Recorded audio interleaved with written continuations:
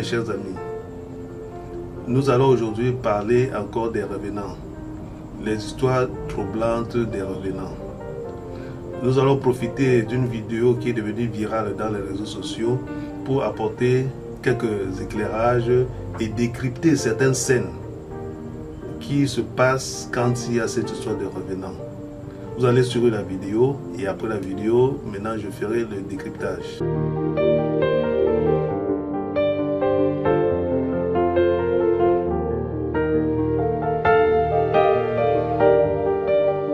C'est une histoire troublante. Cette dame venue faire la levée de corps de son fils à la morgue de leur baba dans l'arrondissement de Douala 3e se rend compte que la dépouille de Junior a été déjà levée à 11 h.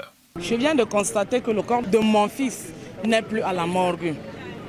Bon, les morgués me disent que le corps, et on a sorti les corps depuis le matin. Une source dévoile que c'est le grand-père du défunt ainsi que le frère aîné de sa mère qui sont venus à deux faire cette levée à 11 h. Le 27 d'abord, j'arrive à la maison. Papa et moi, on a causé. Il m'a remis la liste de 2 millions 100. Par rapport à la liste que j'ai vue, j'ai demandé à papa que papa, entre nous, quand vous faites ça, vous comptez sur quoi? C'est tellement élevé, l'enfant a travaillé quoi? Quand toi, tu portes l'enfant pour amener au village, tu ne nous as pas montré la route qui va au village. C'est quand ma mère est décédée en 2004 que tu nous as montré. Tout le monde a pris la route du village, on a connu la route du village. Maintenant, mon enfant meurt, donc vous avez déjà établi un programme. Quand je viens, je trouve. C'est l'enfant que vous amenez au village. Moi, je ne suis donc pas d'accord. Paul Junior est décédé le 20 décembre 2020 après avoir bu une bouteille de pastis, d'après les dires, dans un défi lancé avec ses amis. Il vivait avec son grand-père et sa mère mariée à un autre homme réside à Edea. L'enfant amené par les voisins dans un coma éthylique chez son grand-père et abandonné à lui-même. Il passe la nuit sans soin et rend l'âme le lendemain. Lorsqu'on a toqué la porte, il a dit entrer. Ce sont les qui ça? Moi, je n'aime pas que lorsque je dors, on vient me déranger. Maman a dit que, ouais mon père, pardon, ouvre la porte. On ne sait pas ce que ton fils a. Lorsqu'il a ouvert la porte, il a dit que je ne l'ai pas envoyé quelque part. S'il veut mourir, me mettez-le là-bas. Plus marrant est que lorsqu'il a dit ça, il est entré, il a fermé la porte. Pendant son admission à la morgue, ce voisin, encore chez lui, est étonné de voir Junior qui est annoncé mort. Il sort son téléphone et appelle la maman de Junior qui lui fait savoir qu'effectivement, ils sont à la morgue de leur baba où le corps est admis. Il garde son sang-froid et fait une vidéo. Tout le monde est convaincu qu'il s'agit de Junior. Et regarde là-bas, voilà Junior. C'est un moment qui traverse les rails. Il nous tourne le dos, il s'arrête un moment. On l'appelle Junior, Junior, Junior. Il ne se retourne pas. Il traverse la route de l'autre côté, il traverse le goudron. Quand il traverse le goudron, donc, il se positionne comme ça. Il a fait plus de 15 minutes là. Nous avons donc fait la vidéo sur lui. C'est en ce moment que je me rends donc au lieu du deuil. Arrivé là, j'ai dit à sa maman que je viens de vivre un fait et je ne sais pas. Au moment où je t'appelais, tu m'as rassuré que vous êtes en train de mettre le corps à la mort. J'ai vu Junior surgir là où vous habitiez avant. La vidéo s'arrête à un moment. Nous demandons la suite qui n'a pas été filmée. Une moto est venue du côté du château de Rignala avec une fille derrière. La moto s'est avancée à plus de 15 mètres. Lui, il a pris donc la course, allait monter sur cette moto. Il a bâché la fille là. Un des amis du décédé va aussi dire, hors caméra, avoir fait la messe avec lui sans être au courant de son décès survenu des heures plus tôt. Le fait est intriguant. Pour plusieurs personnes, l'enfant est mort et de manière mystique. Et ceux de la famille qui s'activent à gérer le corps, loin de la génitrice et sans l'intégrer dans les obsèques, doivent savoir un peu plus dans l'affaire. Nous avons essayé plusieurs fois d'entrer en contact avec le grand-père du défunt, mais le numéro que l'on nous a donné sonne dans le vide.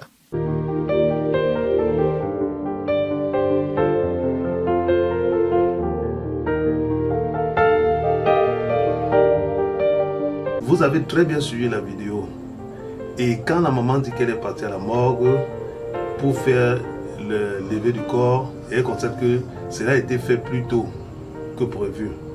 Que le papa ou bien ce grand-papa, le grand-père qui est venu faire la levée du corps quelques heures plus tôt.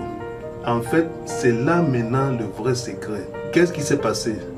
Le corps qui a été retiré à la morgue n'est pas le vrai corps du défunt. À mon avis, ça c'est l'avis de grand maître spirituel. Parce qu'il y a substitution. Le corps qu'on envoie à la morgue n'est pas le vrai corps du décédé. Si on regarde très bien, lorsqu'on est en train d'envoyer le corps à la morgue, il y a quelque chose qui se passe dans la nuit. On vient rapidement changer le corps. Ou bien avant même qu'on envoie le corps à la morgue, qu'il y a déjà eu une substitution.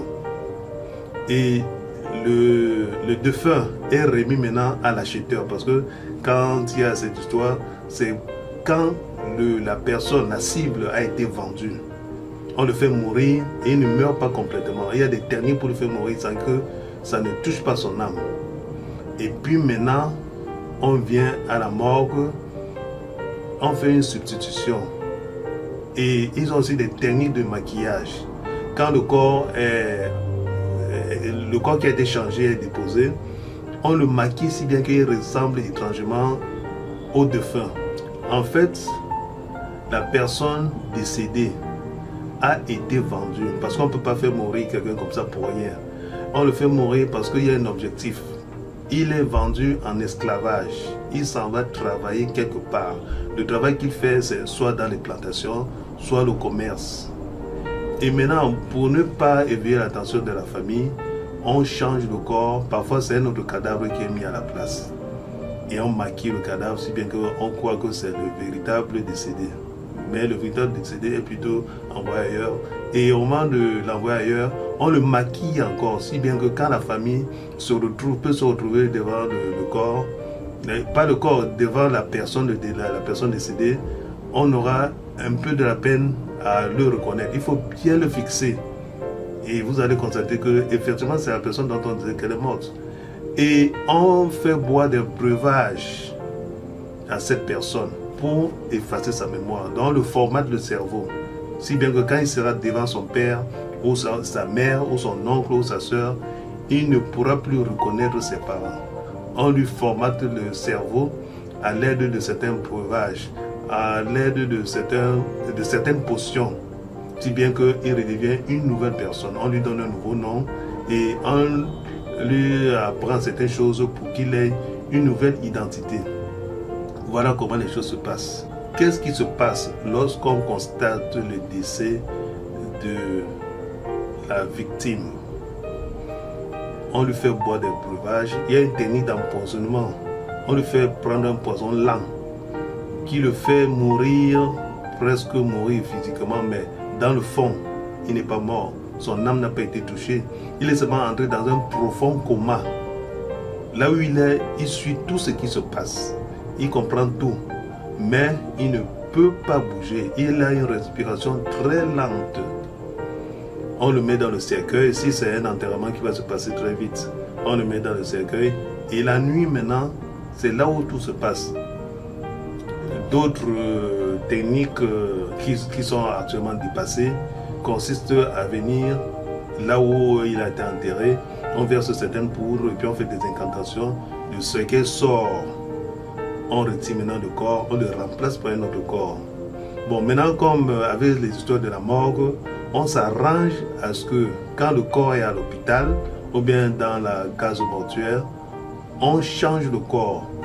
On peut le changer physiquement, c'est-à-dire on entre dans, puisqu'il y a toujours des complices dans la famille ou bien dans les environs.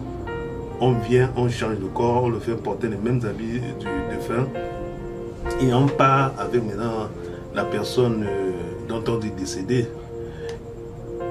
Et maintenant les choses sont tellement avancées si bien que on fait même la substitution d'une façon mystique. Donc rien que par télépathie, on prend un cadavre on est parti prendre peut-être dans une morgue quelconque, on le remplace avec la personne dite décédée. Et on l'amène, et la personne qui est là ressemble étrangement à la personne disparue. On croit que c'est la véritable personne, et on va maintenant l'enterrer. Il y a des gens qui ont eu à raconter que si on part là où a été enterrée la personne, on ne verra que soit les troncs de bananier ou bien... Non, on ne fait plus ça. C'est un véritable corps qu'on met là-bas, mais qui est plutôt un cadavre qui a été soutiré dans une morgue quelconque. Donc, avec ce qui s'est passé dans la vidéo, il y a eu certainement substitution. Donc, lorsque le gars, on l'a ramené à la maison, il était dans un état éthylique très avancé. Peut-être que c'est pendant qu'il faisait cette compétition de boisson qu'on a introduit le poison pour le rendre maintenant éthylique, comateux, ou bien ils ont réellement fait cette compétition et il est entré dans un état éthylique, on l'a ramené à la maison et c'est peut-être en ce moment que les choses sont passées. On a profité, on a dit ok, voici alors l'occasion de voler ce corps ou bien cette personne et la livrer maintenant. Il y a des gens qui disent qu'ils ont aperçu le gars, ils ont fait la messe avec lui. Il y a des gens qui l'ont aperçu en route. Mais est-ce qu'ils ont causé? C'est là la question. Est-ce qu'ils l'ont approché? Bon, il y a quelqu'un qui a dit qu'il a fait la messe avec lui. Est-ce qu'ils ont eu à échanger? C'est là la question. Alors, parce que lui, étant maintenant à la messe, en ce moment-là, c'est la véritable personne qu'on a réveillé. Il est sorti de son état comateux et on l'a fait boire des breuvages, il redevient une autre personne. Mais maintenant dans le scénario, il doit faire les scènes habituelles, aller à la messe en attendant le jour J pour partir maintenant dans son lieu de destination, c'est-à-dire chez la personne qui l'aurait acheté. Peut-être que et il faut savoir que lorsque la chose se passe, il ne vit plus dans la même ville. Il change soit de ville ou bien il change de pays, on l'amène loin. Parce qu'une personne ne peut pas être déclarée morte et on la voit déambuler dans la ville tous les jours. C'est que la famille va s'indigner, c'est que la vérité finira par exploser. Donc la seule faute que ces personnes, les commanditaires, ont commise, c'est d'avoir trop traîné. C'est-à-dire, on a volé le corps, on lui a fait prendre des breuvages, ou bien ils ont utilisé d'autres techniques pour le ramener à l'état normal. Et peut-être que l'heure, ou bien le jour de départ n'était pas encore arrivé. C'est pour ça qu'il a un peu traîné dans la ville et on l'a aperçu. Mais il n'avait plus la même mémoire. En ce moment, il est une nouvelle personne. Le cerveau a été formaté. Mais les automatismes restent. Et aussi que les commanditaires, les auteurs, lui donnent une conduite à suivre. Soit ils peuvent donner une conduite à suivre, soit le gars, par automatisme, peut-être qu'il allait souvent à la messe, il part à la messe, mais il ne reconnaît plus les gens. Il peut-être qu'il y a encore un petit brin de connaissance dans la tête, il peut passer devant la maison, il regarde. Dans sa mémoire, il peut se dire que mais il me semble connaître cet endroit, il me semble connaître ceci, mais ça ne lui revient pas du tout parce qu'il a pris des breuvages, on lui a fait boire des choses qui lui formatent totalement le cerveau. Même si vous faites n'importe comment, il ne peut plus se rappeler de quoi que ce soit parce que s'il se rappelle des choses, il va rester. Donc pour tout résumer, vous allez constater que à la levée du corps, on constate que le corps a été retiré plus tôt. C'était pour qu'on ne remarque pas la supercherie. Deuxièmement, on le voit déambuler en ville. Il monte sur une moto, on le voit à l'église. C'est parce que, à mon avis, l'heure de départ n'était pas encore arrivée. C'est pour ça qu'il a un peu traîné dans la ville. Et puis, il est monté derrière une moto et il est parti. C'était peut-être pour aller retrouver les gens qui l'avaient déjà acheté, pour maintenant voyager et se retrouver dans une autre ville, et peut-être même dans un autre pays. Parce qu'on ne peut pas vendre quelqu'un et il reste toujours dans la même ville. Sinon, le secret sera découvert. Tout est préparé. Et parfois même, ils peuvent utiliser ce qu'on appelle un mapan. Donc, des voies contournées pour traverser la frontière et se retrouver ailleurs. On lui fait maintenant de nouveaux papiers et tout. Et voilà. Parce que ça revient à ceci. Je dois dire, donc je profite de cette occasion pour lancer, pour dire aux gens de faire beaucoup attention. Vous allez constater que les jours de fête, à partir du mois de novembre et de décembre, il y a beaucoup de décès. Parce que lorsqu'on dit qu'on a vendu quelqu'un, ce n'est pas qu'on le vend aujourd'hui et dans les 2-3 jours on le tue. Non, il y a des morts programmées. On peut te vendre 1 an à l'avance, on peut te vendre 6 mois à l'avance, on peut te vendre 2 ans à l'avance. Et on choisit maintenant un jour nécessaire pour que tu meurs, on te récupère. Et c'est pour cela qu'il y a certaines personnes qui se sentent un peu bizarres dans leur vécu quotidien, sentent qu'il y a quelque chose qui ne va pas, ils ont la chance de tomber sur un bon tradipraticien qui lui dit « Fais attention, sinon tu ne finiras jamais l'année en cours vivant. » Est-ce qu'on peut ramener le gars? La question est oui, on peut le ramener, mais il faut être un grand maître spirituel pour le faire. Sinon tu vas aller t'attaquer à une organisation, on te frappe, on te paralyse ou on te tue. Alors maintenant, lorsqu'un cas comme ça m'est confié, je passe d'abord par la voyance. Donc je fais des recherches. Avec la voyance, je fais des recherches pour savoir qu'est-ce qui s'est réellement passé. Qui sont les commanditaires et que devient le patient ou bien la personne dite décédée. Et il se trouve où? J'explique maintenant aux parents que voilà ce qui s'est passé.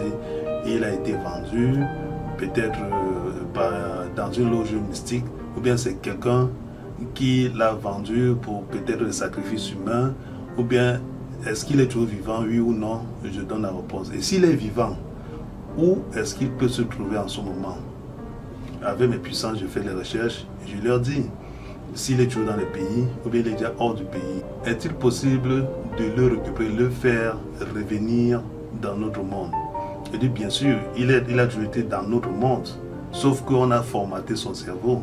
Il est maintenant question de le récupérer et faire certains traitements sur lui pour qu'il redevienne ce qu'il était avant.